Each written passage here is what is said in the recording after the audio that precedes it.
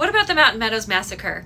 That was probably the question that I was asked most frequently after I did a video arguing that the Danites were a short-lived militia group among Latter-day Saints that was directly in response to the violence that they were experiencing.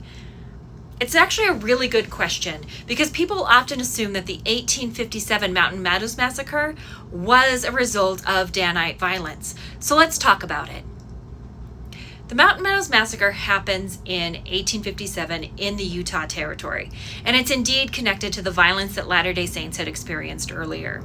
The violence of Missouri, in which Latter-day Saints were both committing and being the victims of violence, has created a traumatized people. These are people who have seen their relatives murdered. These are people who have seen their prophet murdered. There are also people who have been jeered at in the streets and who have eggs thrown at them.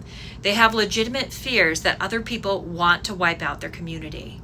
And so when they move to Utah, they have deep concerns about the U.S. federal government and American society as a whole.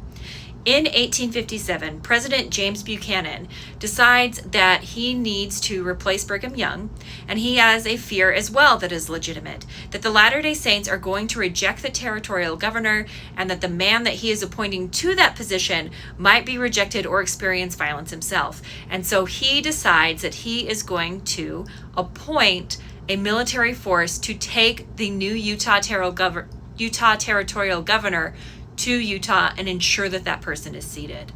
Latter-day Saints hear rumors about this decree and fear that it is an attempt of the U.S. government to invade Utah and finish what they started. In other words, to annihilate the Latter-day Saints. Now, within this general context of fear, a group of white settlers in northwest Arkansas decides to organize and start to move west. This is the Baker Fancher Party.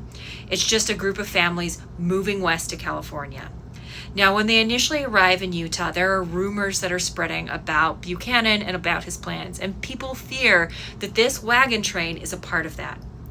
So, rumors are spreading. There's one in particular that a boy was poisoned and died from poison that was placed in a well or a spring by this party. And so when they get to southern Utah, it's kindling, it's ready to go. And they decide to camp in Mountain Meadows, which is near Cedar City and St. George.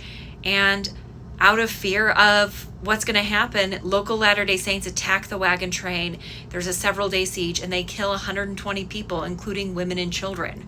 And so, although this isn't something that is committed by the Danites, it's done by local Mormons, it is directly related to that earlier history.